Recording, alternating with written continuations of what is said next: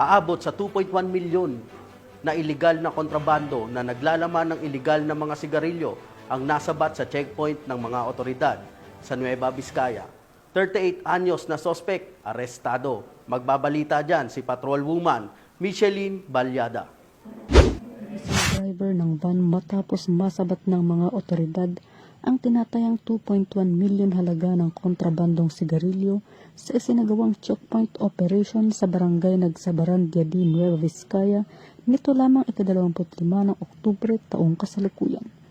Ayon sa ulat ng Nueva Vizcaya Police Provincial Office, umabot sa 53 kahon ng Bon International Cigarettes ang nakumpiska mula sa suspect na kinilalang si alias Edgar, 38 anyos sa residente ng Capas Tarlac. Ang operasyon ay pinangunahan ng 2nd Maneuver Platoon, 1st Nueva Vizcaya Provincial Mobile Force Company sa pamumuno ni Police Captain Marvin De Coling, katuwang ang Diadi Police Station at Provincial Intelligence Unit.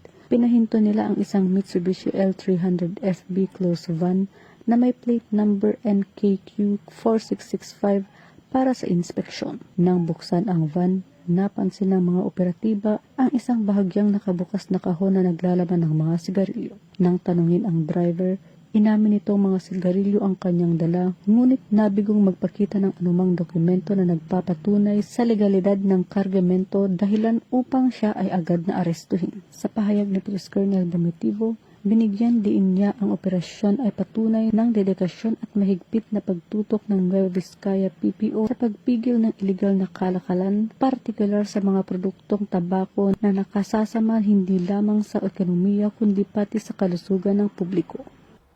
Mula dito sa Lambak ng Cagayan, ako ang inyong Police News Network correspondent, Patrolwoman Balyada, alagad ng batas, tagataguyod ng balitang pulis.